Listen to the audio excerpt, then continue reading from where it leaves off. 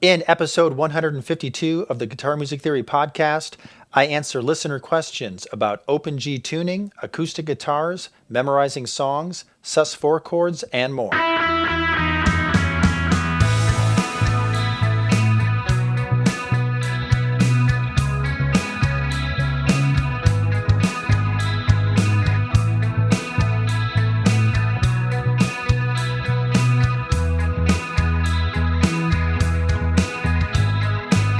Welcome to the Guitar Music Theory podcast. If you're captivated by the magic of guitar music and eager to unravel the mysteries of music theory, you're in the right place. I'm Desi Cerna, your host, fellow guitar enthusiast, and author of Fretboard Theory, Guitar Theory for Dummies, Guitar Picking Mechanics, and more. In each episode of this podcast, I delve into the fascinating world of guitar and music theory, demystifying complex concepts and providing practical insights to help you become a more informed and skilled guitarist. Together, we'll explore chord progressions, scales, improvisation techniques, and more, unlocking the secrets that make guitar music an irresistible art. Today, in episode 152, I answer listener questions. I have questions about Keith Richards and his use of open G tuning. I have questions about acoustic guitar amps and cheap versus expensive acoustic guitars. I have questions about memorizing songs, using Sus4 chords, and more. It's going to be a great discussion, but before I get started, what do you specifically need to do in order to become a better guitarist? Go to my website, guitarmusictheory.com. Answer the question I ask you about your playing, and I'll send you free custom video instruction that is calibrated to your current level.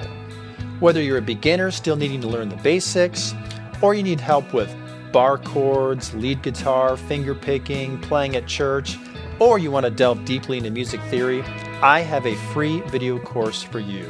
I can put you on a plan to fill gaps in your knowledge and fill gaps in your playing so you can be a better player, you can enjoy playing more, you can move forward and reach your music goals. Enroll in your free video course now at guitarmusictheory.com. You can click on the link in the podcast show notes. All right, stay tuned and we'll get started with today's first question.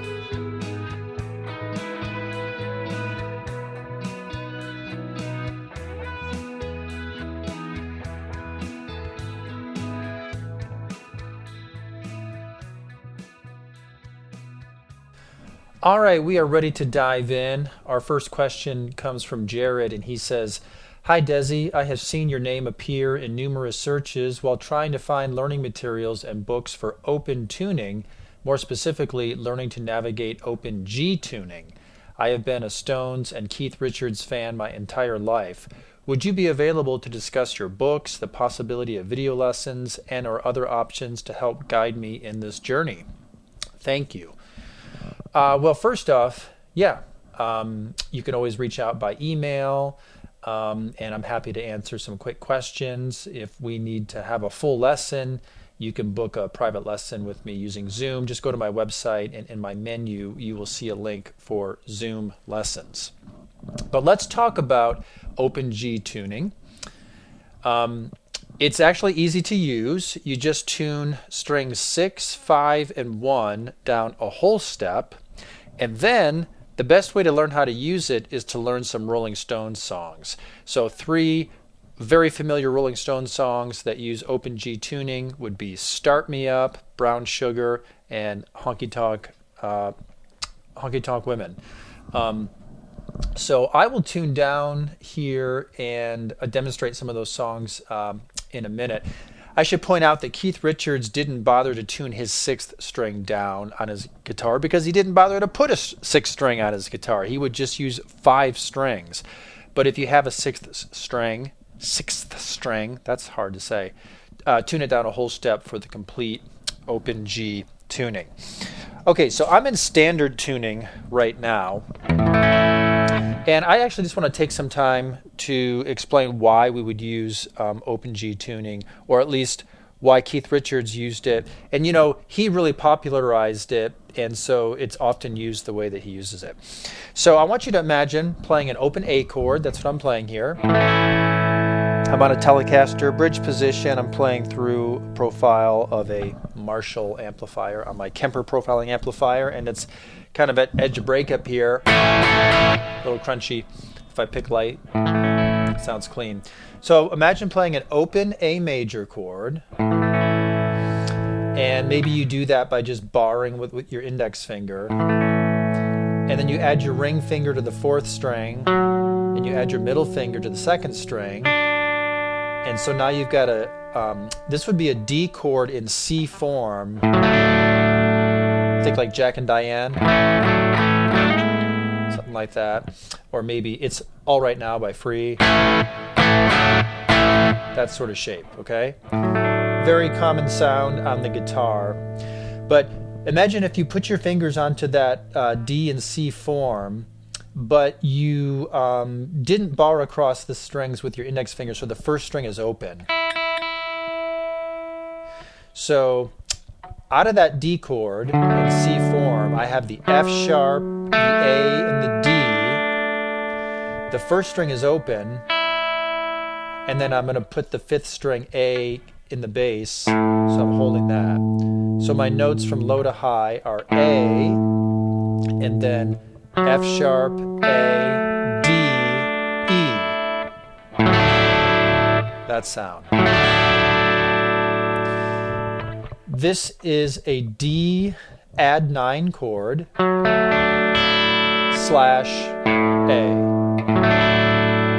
Or you could just say it's an add 9, it's a major add 9 chord with a fifth in the bass, because A is the fifth of D here. And so this is a sound that we can easily make on the guitar in this position, because we can utilize the open fifth string and the open first string. But if I wanted to say do this at the 5th fret, well, then I'd have to bar at the 5th fret, and then I have to reach up to frets, what is this, 9, 7, and 8 with my other fingers. And this is kind of quite a stretch, if you can imagine. My index finger's barring at the 5th fret, then I have my pinky at the 9th, my middle finger at the 7th, my ring finger at the 8th. I mean, I can do it. Maybe even move this around a little bit. Let's try.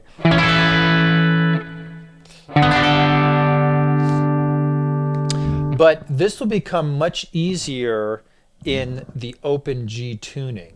In the open G tuning, imagine you're barring at the 5th fret. Well, the 5th string and the first string are already a whole step lower, and so you can just put your fingers down into that partial C form right here in this position, staying in between frets 5 and 7 without needing to stretch, okay? So I realize this is an audio podcast and it might be hard to see, but I wanted to just make an attempt to explain this anyway. So I'm going to now retune my guitar. Let me put my guitar in tuner mode here. You're not going to hear me tune down, but so the 6th string is going down a whole step from E to D, and then the 5th string goes down a whole step from A to G, and the first string goes down a whole step from E to D. And I'm going to pause this recording. I'm going to tug on these strings a little bit just to stretch them out, and I'm going to go through and tune them a few times just to make sure the tuning is stable here. All right, I'm back. So I went through and tugged on all the strings and tuned them all up, because when I changed by changing strings 6, 5, and 1, that changes the whole tension on the neck, and it caused strings 2, 3, and 4 to go sharp. Okay, so when you detune like this, sometimes if you're just detuning one string, like the 6th string or something, if you don't have a floating bridge, with a whammy bar on it, sometimes you can just tune one string and the rest of the strings won't budge that much. But when you make these types of changes, you want to go through and check all the strings. All right, so now if I strum strings 5, 4, 3, 2, and 1, that's a G chord, and you can think of it as it's the same voicing as if you were playing an open A major chord, but you were a half step lower, because your fifth string and your first string are down a half step lower, and then the other string stayed the same.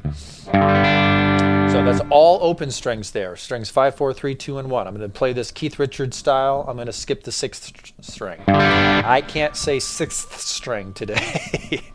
So those are the open strings. If I put my first finger at the first fret of the second string and my middle finger at the second fret of the fourth string, this is like would be like part of a C form. I've gone from G to a C, but I still have G in the bass position. That's the open fifth string, and I have a D on top, the open first string. So this would be a C, add 9 / G, or just think of it as a major chord, add 9 with the fifth in the bass, and all I need to do is just add 2 fingers, and I can take them off and just play open strings, the G.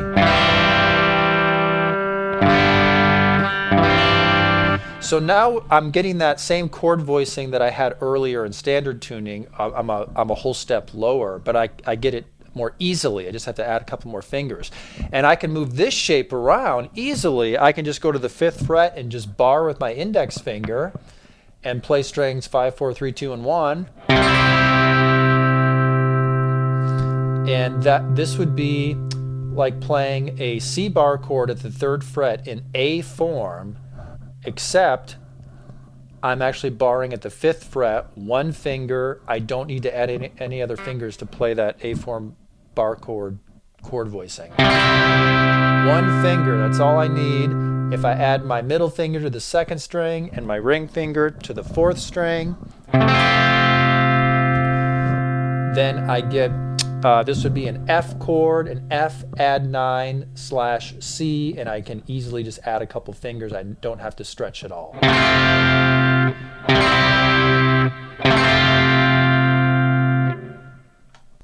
So this is a big part of the Rolling Stones sound. Keith Richards really kind of built his style around this and wrote many songs around this. Think like Brown Sugar.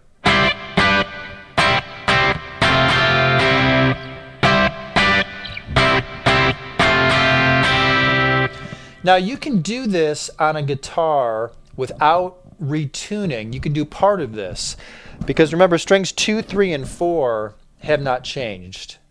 I only detuned 6, 5, and 1.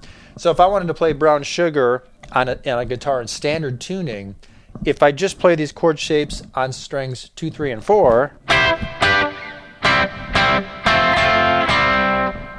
I've got kind of enough of it there that everybody recognizes that, and that's a way that you could play Brown Sugar in standard tuning without needing to detune. However, that's not how Keith Richards played it. Listen to the full chord voicings now with strings 5 and 1 in there. Here's without it. Here's with it. If I come down here versus, especially that sound. Bigger, fuller, we got the add 9 in there, we got the 5th in the bass. So that's actually how Keith Richards played that.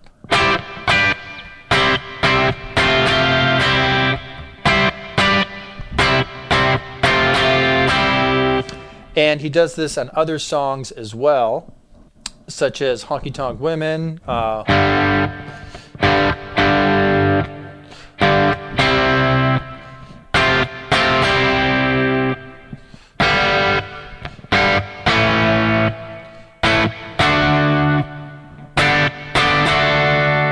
kind of a simplified version of it there. So as you're watching me, I get to utilize the open strings, and then I'm just moving around my index finger by barring across, and then I just have to add a couple of fingers to get those chord changes. Start Me Up is another example.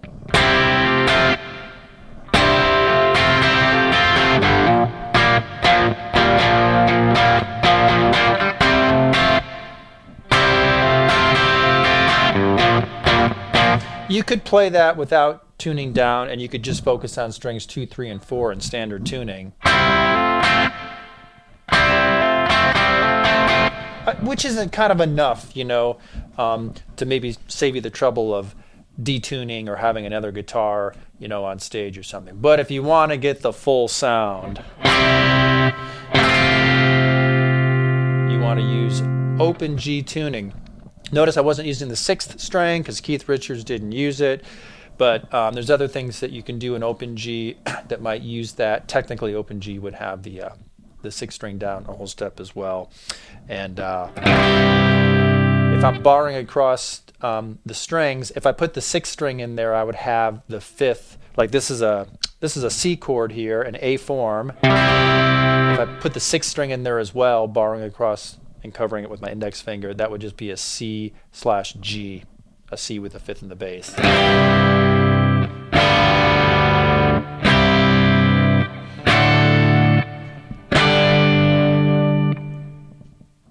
I'm going to move on to the next question, which is also about Keith Richards. Tony asks, I have a question about a chord that Keith Richards played on the introduction to 19th Nervous Breakdown.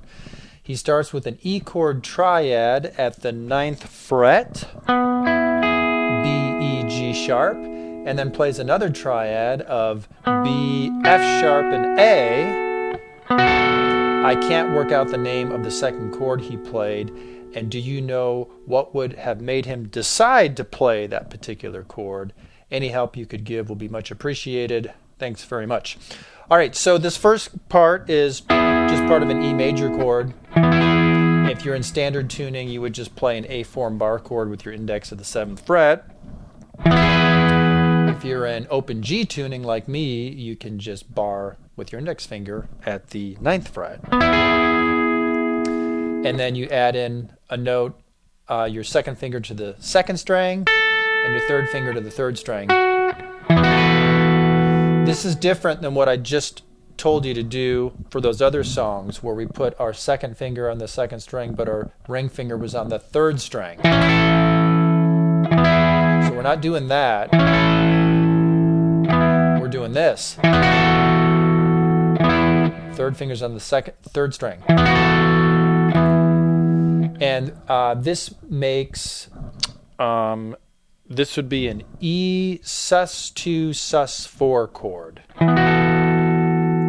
A sus chord is called such because the 3rd is, quote, suspended by either the note below it, the 2nd, or the note above it, the 4th. In this case, we have both a 2nd and a 4th. So if you're an E and you think about the E scale, whoops. I forgot I was in open G tuning there and didn't play the pattern right. So if you think about the E scale, the 3rd is G sharp, and you could take that up to or down to the 2nd, F sharp, or up to the 4th, A. And in this case, you're taking it up to the 4th A on the 2nd string,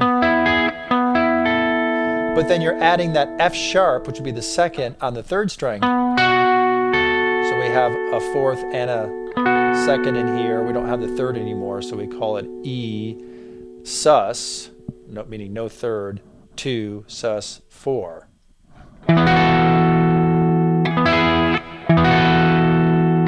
And that's what you hear in 19th Nervous Breakdown, which is something like,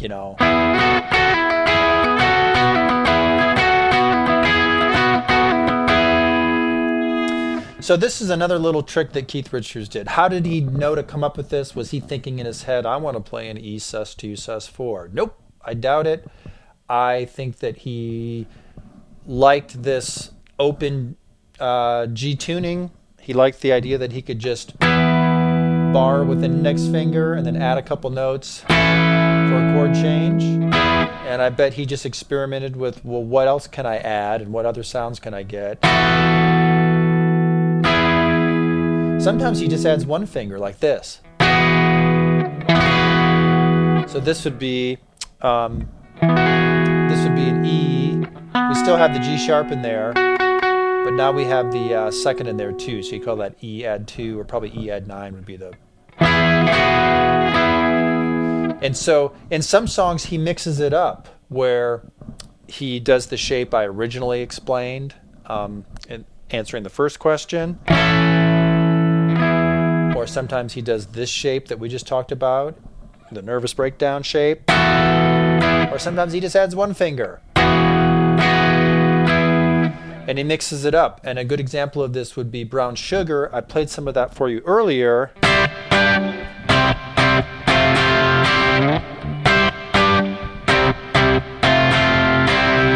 When you get into the next section of the song, he's moving that bar around.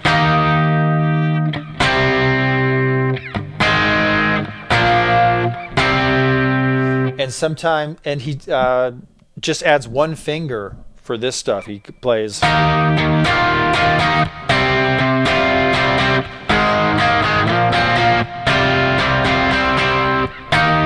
this case, I go up to the 8th fret here, and I just add one finger on the 3rd string, a whole step higher.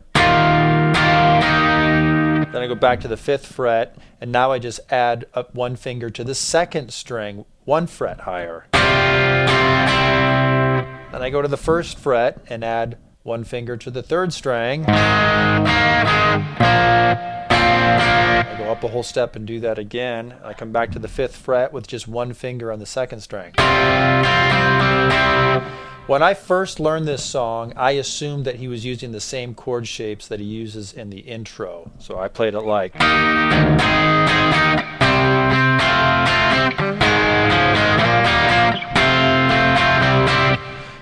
Which, I don't know, it's kind of similar, but at some point I think I saw some tablature and it was different, and I was like, huh, what? And then when I went back and listened to the song, I was like, oh, yeah, of course. So it is different.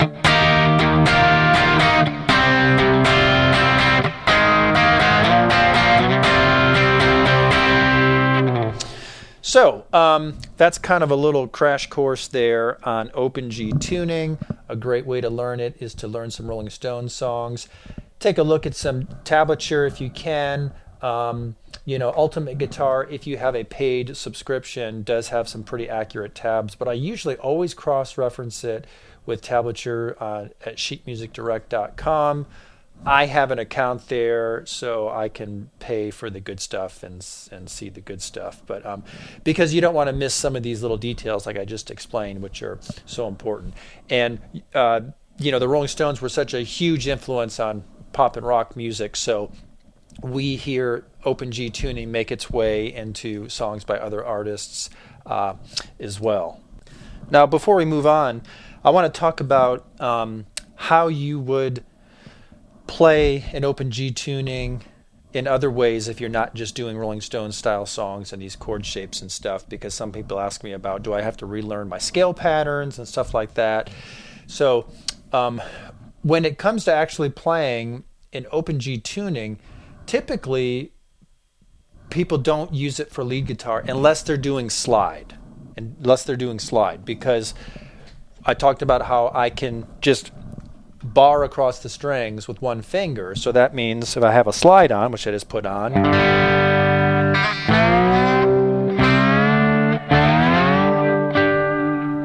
so these open tunings are popular with slide guitar because obviously with slide guitar you're limited to how you can fret notes, and so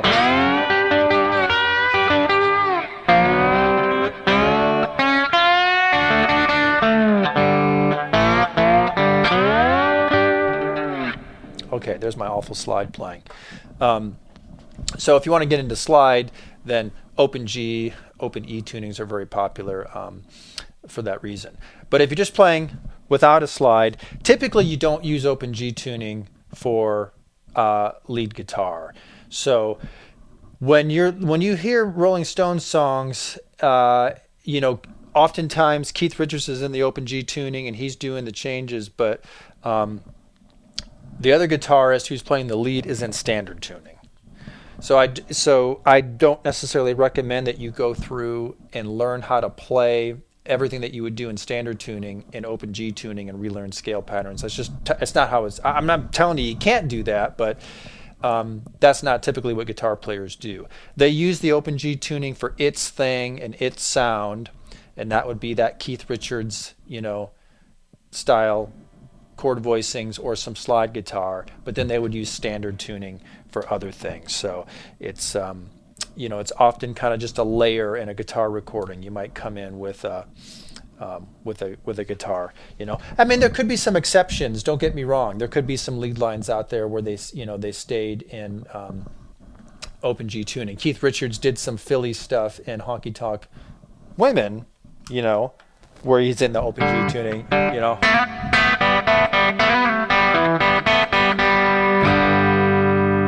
I don't think I played that right, but anyway, you get the idea. And you know what? I think we need to move on. I paused this recording and I am back in good old standard tuning now.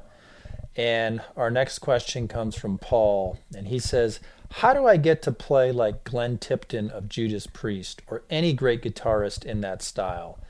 I can't see practicing for years and years and just end up strumming basic chords. I can strum Sweet Home Alabama, but can't play the lead or do riffs. Just strumming is boring and tedious. Any advice? Well, I'm going to assume, Paul, that maybe you're still a beginner level player, and so you're still kind of learning the basics, in which case, I mean, you're on the right track.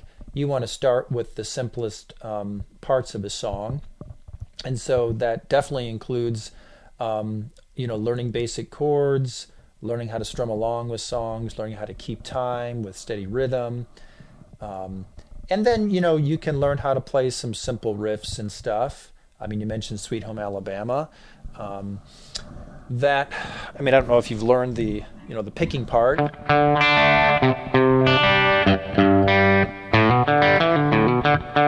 you can learn a little bit of that. But,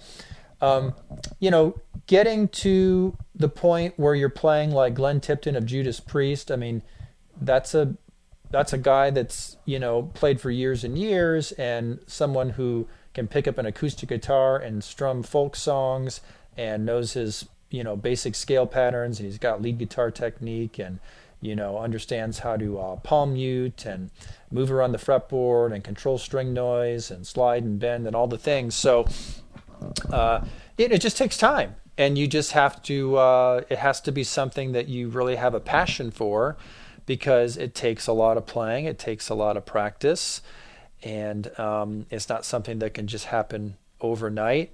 You can't go from being a complete beginner to saying, well, I'm going to learn an advanced song and I'm going to skip over everything in between. It just doesn't work that way. It takes a while to condition your hands and develop coordination and muscle memory, as well as just to develop your music skills, feeling rhythms correctly, keeping up with the tempo of songs, playing in time with everything being tight and all of that stuff.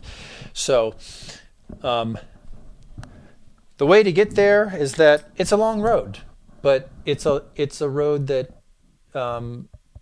if you have a passion for it and you're really bitten by that bug, that you enjoy it. I loved guitar as soon as I started playing it, and all those little stages I had to work through along the way, I loved them all, and you just couldn't, no one had to tell me that I needed to practice. I loved practicing, and you couldn't pry that guitar out of my hands. Now, I say it takes a while, but how long is a while? I mean, it depends. A while could be just a few years or something, I mean, when I started playing, like just a few years later, I was playing some Judas Priest songs and even some of the leads. I mean, was I as good as Glenn Tipton? No, but I was good enough to copy some of his parts, and that was very satisfying. And now I could probably go through and copy some of his stuff, and everyone's style and their touch and their feel and everything is slightly different. So I'm not saying I could play exactly like Glenn Tipton, but I bet I could pull it off close enough that a lot of people wouldn't know the difference, just because now I'm a very experienced player, and so I have a lot of the same qualities in my playing that Glenn Tipton has, that kind of seasoned, experienced sort of sound. So for anyone listening, if you're wondering the same thing, like, okay, well, how do you get to, that level?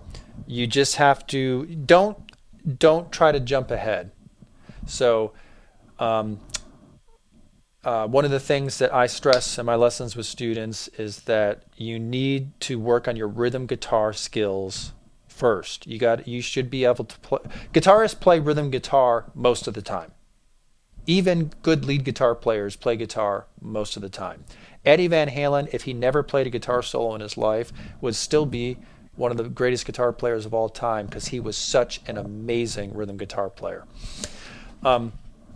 So you want to learn how to strum along with songs using open chords, the so-called cowboy chords, G, C, D, E minor, all that stuff. Learn the different strum patterns and that sort of thing. Then you want to move around the fretboard and play the power chord shapes. These are shapes that use groups of 2 or 3 strings, usually have overdrive. Now you got to focus on fretting just specific strings, strumming just specific strings. There's often some palm muting involved. You have to work on controlling unwanted string noise on other strings, unlike an acoustic where you usually can strum across more strings. When you start using power chords and stuff.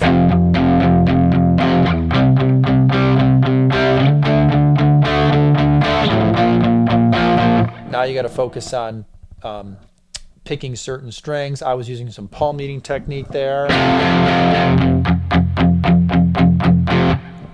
And power chord songs can get more complicated. Sometimes you've got string scratching or you've got 16th note strumming and that sort of thing.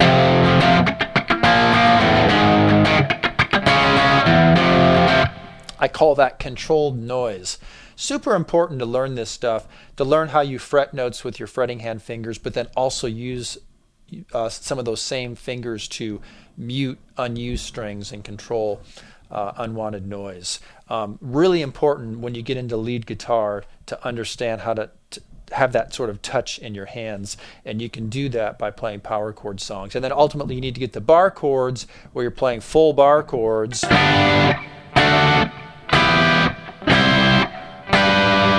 And learn how to move around and play various songs using bar chords.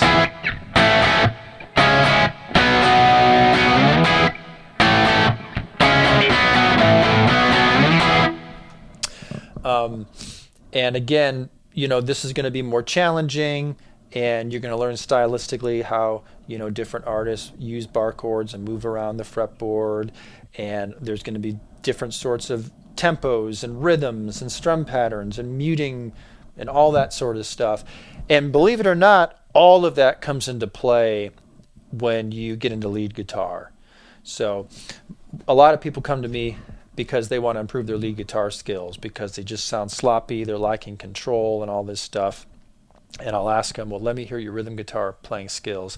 And it's usually just as bad. And I say, there's your problem. You need to back up and become a solid rhythm guitar player, and then let's start working on lead, and you'll notice a big difference because you just have much more control over the strings with your hands. So anyway, some people, depending on how much of a knack for music they have and how much time they have, some people can get good at guitar in just a few years. Like they're ready to go jam with a band and that sort of thing. And they might continue to progress and get even better, as they continue to play and the years go on. But it just takes a few years for them to really get solid with, with basic stuff. And that would include playing riffs and solos and that sort of thing. Other people, maybe you just don't have quite the knack for music that other people have, and maybe you're kind of limited on time. It might take you a little longer, but don't let that discourage you, because like I said earlier, as I was learning, I loved it every step of the way. And I would say if you don't love it every step of the way, then that might be an indication that it's just not for you. So one of the things Paul says here is just strumming is boring and tedious. I never thought that. I loved to strum songs. I loved playing along with songs, and so there was really never anything about guitar that I thought was boring or tedious. I just loved it all, whether I was strumming a song with cowboy chords or just playing palm muted power chords, or I was playing a bass line that just kind of repeated or something over and over, or no matter what I was doing, I just got into it, and I always loved it. And so people who love it and have a passion for it are the ones that are going to play more and practice more and progress. If you're someone that's just like, nah, I don't want to do that. I just wish I could, jump on stage and play like my guitar hero, but you're not really in love with the process to get there, then maybe it's not for you. You know what I mean? I tell people like if you're like, I don't want to learn, the mechanics of throwing a football. I don't want to have to understand, offenses and, wide receiver routes, and I don't want to go to practice. All I want to do is show up to a game and throw the winning touchdown pass. Like, it's never going to happen. Like, if you don't love the process it takes to get there, like, it's not going to happen. So the same is true. You can say, I want to be Glenn Tipton of Judas Priest. Okay, well, a lot of Judas Priest stuff is not difficult. He's got a lot of great power chord riffs and some solos that are got some really cool, relatively simple licks. Like, most people, if they have put the dedication into it, could learn how to play that stuff. But you gotta love the process. This next question comes from Charles, and it's in response to an email about guitar practice amps that I recommend. And he says, which one of these amps are made for an electric acoustic guitar? I did not know there were differences until the Guitar Center guide told me that those amps are for electric guitar and there are others for acoustic.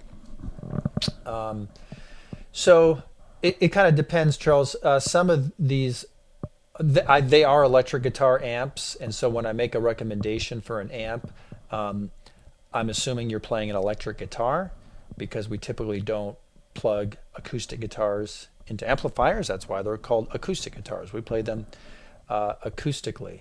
But you still could use some amps with an acoustic, specifically the ones that have an acoustic guitar settings. So just to make sure that nobody here is confused, if you have an acoustic guitar that is equipped with some type of acoustic guitar pickup so you can plug it in, that doesn't mean that it is essentially an electric guitar too, and you could plug it into an electric guitar amp and play electric guitar parts, because electric guitar tones are quite different from acoustic guitar sounds.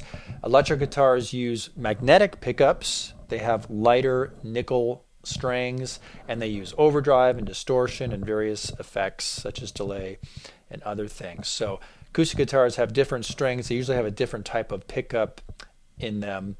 And if we are going to amplify an acoustic guitar, we're typically going to amplify it the same way we would amplify a vocal mic. So in other words, it doesn't go through any type of circuitry that you'd find in an electric guitar amp to alter its tone. So I'm not sure if Charles here is just wanting to make his acoustic guitar louder, or if he has the idea that he's going to plug it into an amp and then he's going to play electric guitar songs. So if you just want to make your acoustic guitar louder, you would want an amp that would amplify it like a PA system. You don't want something that's going to have the circuitry that creates the electric guitar tones and overdrive and that sort of thing. You don't want to color an acoustic guitar that way. In the same way that you can't just take an electric guitar and plug it directly to a PA and just make it louder. You're missing everything that makes the electric guitar sound, that makes the electric guitar sound. So that's why there are different types of amps. You can have an electric guitar amp or an acoustic guitar amp. An acoustic guitar amp is essentially just a little mini PA. In fact, most of them have an XLR input for a microphone as well. And you can turn it up, and you have some EQ, and it might offer some effects like reverb or something, just so it's not completely dry. So most electric guitar amps don't work well for acoustic guitar unless they have an acoustic guitar setting. So the little guitar practice amps that I'm a big fan of and I recommend for most beginners, all of them have settings for acoustic guitar. So that would include the Boss Katana, the Yamaha THR, the Positive Grid Spark. These are digital amps. They're small. They're called like desktop amps. They don't take up a lot of space. They're not super loud. They're appropriate for, just for bedroom use and that sort of thing. The exception might be the Boss Katana it comes in different versions that are higher powered, and some of them have big enough speakers and are loud enough to, play in a garage band or something like that. But because they're digital, you can still play them at low volume levels, so they can work good for a small stage or at home. And they do have a setting for acoustic, in which case they're going to bypass everything that would create that electric guitar sound, and they're just going to try to amplify the acoustic and its natural acoustic sound. Electric guitar sounds are very mid-range focused and stuff, but with the acoustic, you want it to have a really balanced, kind of full range, flat response sort of sound. And then maybe you could just add some reverb so it's not so dry. Sometimes you could add delay or chorus to an acoustic, but we typically don't add effects to acoustic guitar like we do electric guitar, and we certainly don't add overdrive and distortion. I mean, you can do it, if you're just getting by in a pinch and you want to practice some Green Day songs or something, and you just have an acoustic electric guitar in hand, but it's not going to sound the same. They really are different instruments and different animals that produce different sounds. On top of that, electric guitar songs will move around the fretboard more, and that's easier on an electric because it's easier for you to access the higher frets. You have lower action on an electric guitar. You have thinner strings, so it's easier to play full bar chords and move up the neck. That can be really difficult on an acoustic guitar. Electric guitar songs are going to maybe bend strings and do stuff like that, which is really difficult on acoustic because it has much thicker strings, more difficult to bend. The third string on an acoustic guitar is usually wound. It just doesn't bend well and that sort of thing. So just keep that in mind as if you're a guitar learner, that you can't just take an acoustic guitar and play it as if it were an electric guitar. This next question comes from, I don't know. I didn't add a name to this one. I'll make up a name. It comes from Abelardo. Abelardo says, how can I prevent myself from forgetting songs? Once I have a song memorized, should I expect myself to never forget it? I know you emphasize memorizing songs. Do songs always need to be learned that way? Is it wrong to use charts in some circumstances? So Abelardo here is probably referring to some of my instruction where I really try to teach people to play songs from memory.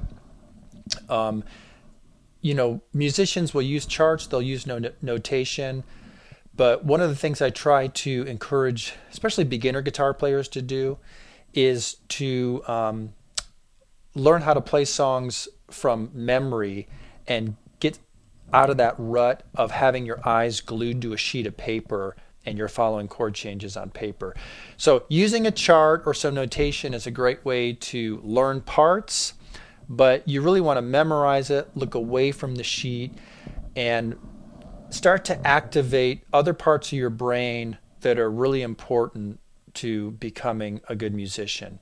You want to learn how to feel things from muscle memory. You want to learn how to hear the changes in songs. You want to learn how to just get a feel for, what 4 bars or 8 bars feels like when you transition from a verse and chorus. Like, these are all super important things. You don't want to be that person that always has your eyes glued to the sheet, and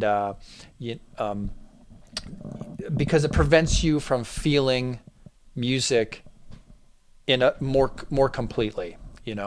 So I do emphasize that with a lot of my beginning students. Like, let's use the sheets to learn the song parts, and then let's look away from them and let's just play, and let's feel it, and let's hear it, and let's rely on muscle memory and all that stuff.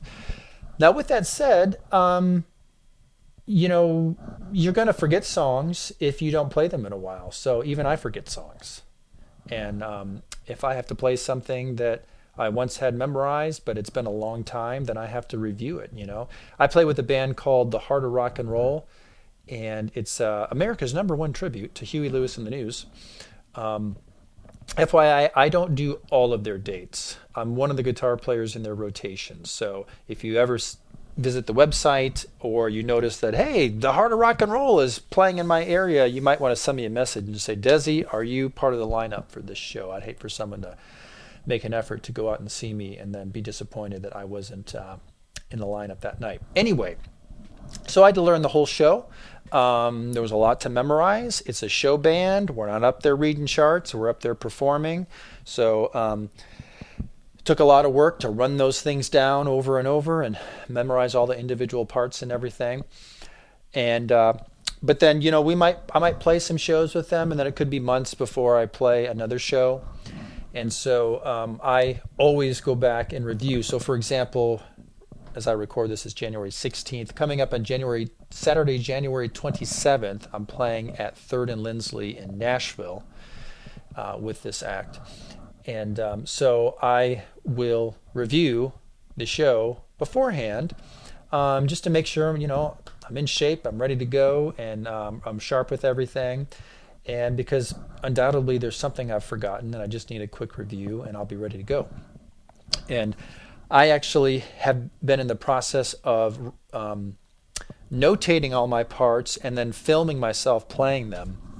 And I'm doing this so that I will more easily be able to review things. And I learned this from, some pro players like Matt Revere, who plays with Carrie Underwood and other artists. He's got a Dropbox folder full of all these video clips. Every time he learns a song, he will make a video of himself performing that song, because even though he might have it memorized there in that moment, and maybe he'll go out and play it for a portion of the tour over and over, but as he explained to me, sometimes Carrie will drop songs, and a year or two later, she'll bring it back, and he might have forgotten it because he hadn't played through it in such a long time. So he can pull up his video and watch himself play it.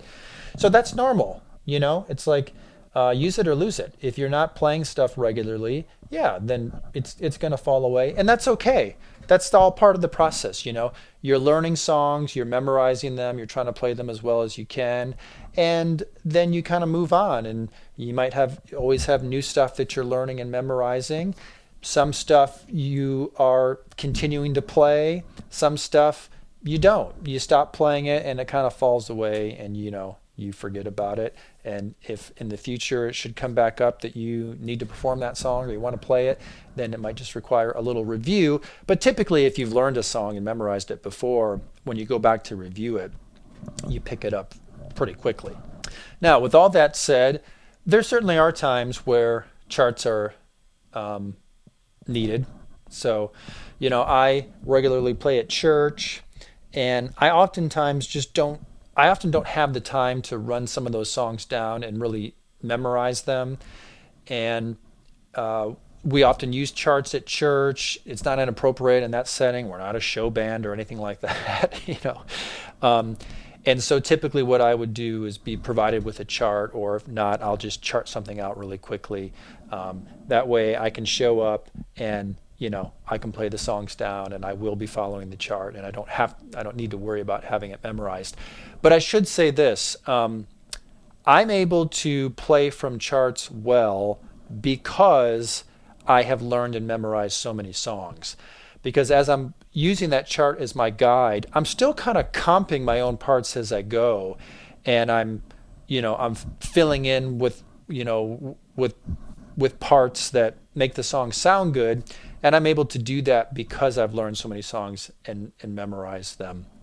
So the best way to be a good player who can read charts and follow charts and sound good is to still learn a lot of songs and make sure you memorize them. Because, if I'm reading a chart down and I'm looking at the changes here, I'm going to think about other songs that I played in that key with those changes, and what chord voicings did they have, and what position were they played. All of that's coming to mind because I've memorized that stuff, and I'm making that connection, and I'm able to comp my own parts and sound good. So for beginners, it's critical to play and memorize songs, play songs from memory. It activates parts of the brain that are needed to develop as a musician. But after you're able to do that, you don't need to memorize every song you play. Some songs you memorize, you're going to forget them if you haven't been through them in a while. That's totally normal. And sometimes it just makes more sense to use charts. Next, we're going to hear from Clifford, and he says, I'm curious to know, how would you add sus chords to a minor key? For example, the key of A minor, sus. Well, I already explained when I answered an earlier question that sus refers to suspended. It means you're taking the third out. So if you have an A major chord with A, C sharp, and E, the third is C sharp. You could either lower that to the second. That would be A suspended 2, which means A, we're suspending the third and we're putting a 2 in there. Or you could take the third up to the fourth, and that would be A suspended 4. So you're going to have A sus 2, A sus 4. And you could do the same thing with a minor chord. So I can take the third here. Now it's C natural, the minor third. And if I lower that a half step to B, now it's A sus 2. You still call it A sus 2, and if I take it up to the fourth, it's still A sus 4, even though it's based off of a minor chord here. Because a sus chord is neither major nor minor. It doesn't have a third in it. It doesn't have a major or minor third in it. So, now if you think about the key of A minor, it's relative to the key of C major. So it's using the C scale and all the C chords.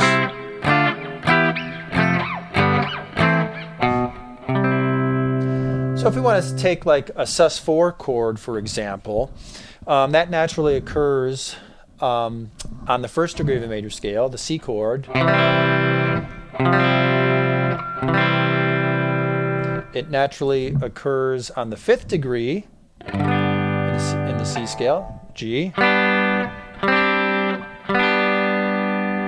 Now in the 4 chord F, if you're gonna, it actually has a sharp 4th in it. Yeah, that's right. If we're gonna raise the A note in the F chord, which is its third, if we want to raise it to the next note in key, that'd be A to B.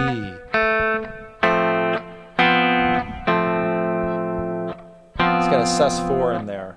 Excuse me, a sharp 4 is what I meant to say. Now with that said, it's really common in music when you're in a key to go to the 4 chord and just play a regular sus 4 anyway. In this case, that'd be a B flat, which isn't in the key, but whatever, people use it anyway. So they'd play C, F,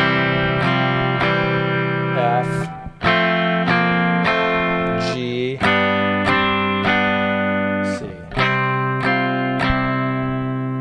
And if you're in the key of A minor, same notes, same chords and everything, you're just you're centered on the A now, the 6th degree, and that's kind of your point of resolution and where everything kind of starts and ends. But so I can do,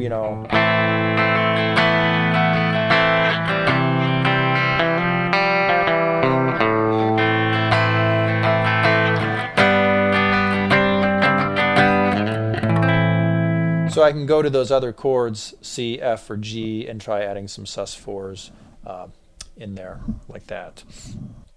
I've got time for one more question, and it comes from a mystery listener because I copy these into a document here, and sometimes I forget to copy the name, or maybe somebody emailed me but like they didn't have a name in their email or something.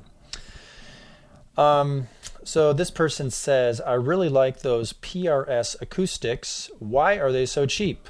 I have a Seagull S6 now, and I was thinking of getting a Martin D28 or a Gibson J45. Any recommendation about those? And what can you tell me about those two PRS acoustic electrics? Also, is it possible to strum on a parlor-sized guitar and other small bodies? You can strum on any guitar. I'm not sure I understand that question. So I have two PRS Paul Reed Smith acoustic guitars. One is the SE Angelus, and the other is the SE, I think they call it the P something for parlor, the smaller size guitar.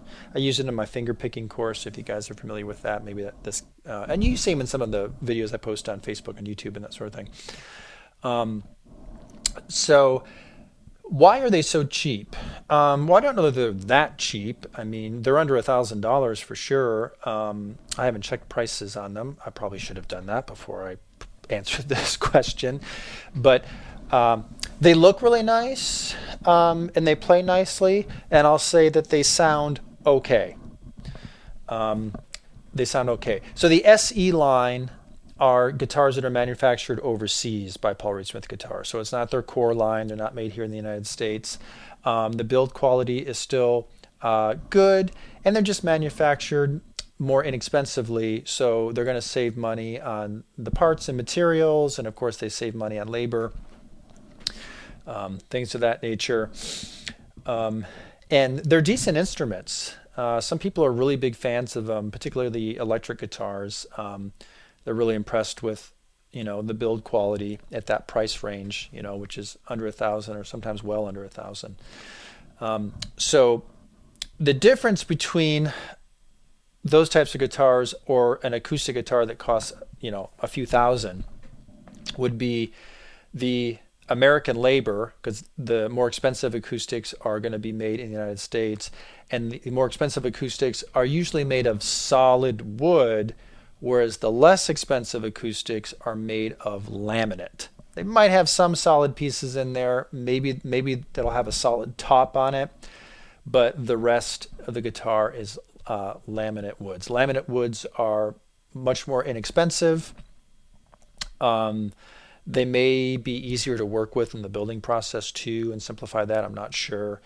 When it comes to acoustic guitars, solid wood guitars are always going to be louder, and they're going to sound better, and they're going to have the best tone by far.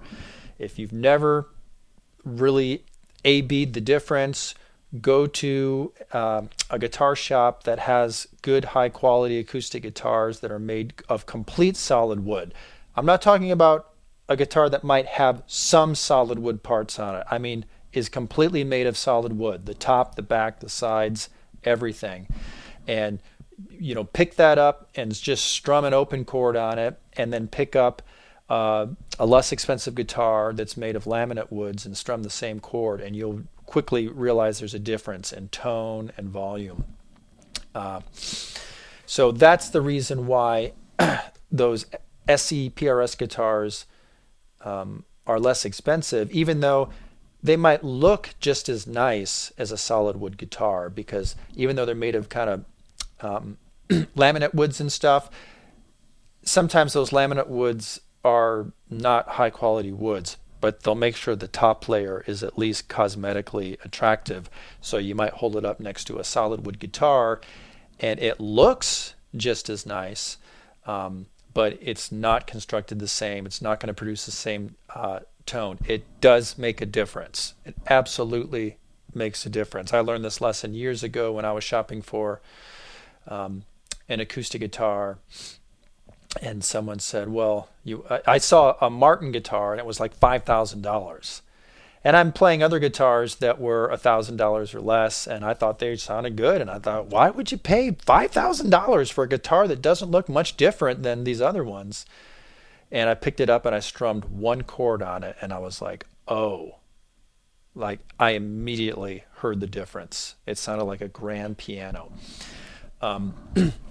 So I actually don't. I have a Seagull guitar as well, and it's a solid wood guitar, and it's not an acoustic electric though, so you won't really see it in my videos or anything because I can't really plug it in and record it.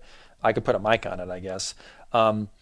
It's kind of a budget. I forget the model, but it's a budget solid wood guitar. So it was not terribly expensive. Like I said, I think it was under $1,000, or around $1,000.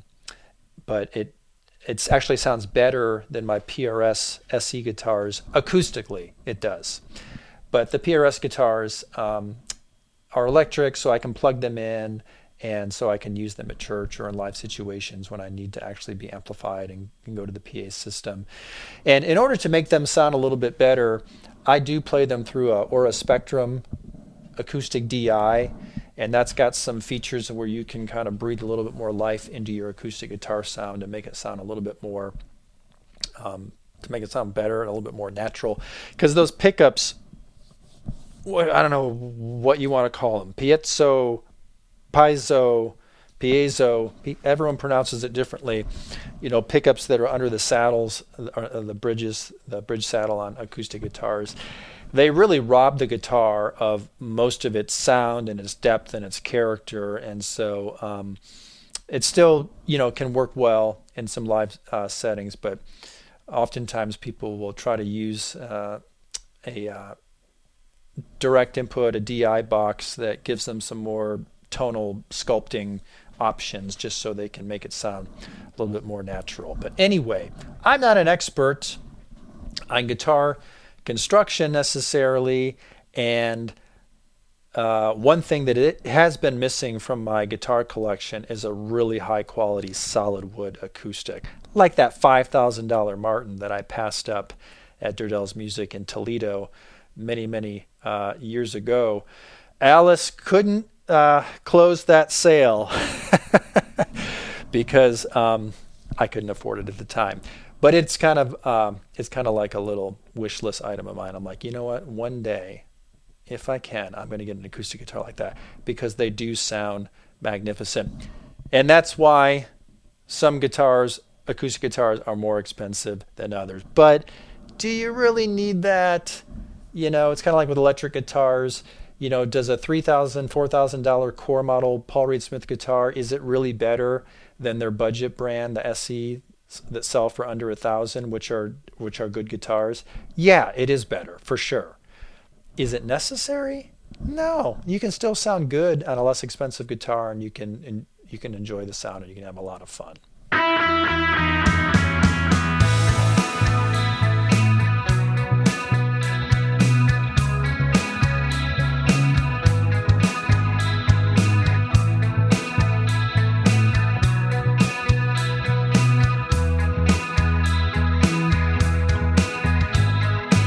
All right, podcast episode 152 is a wrap.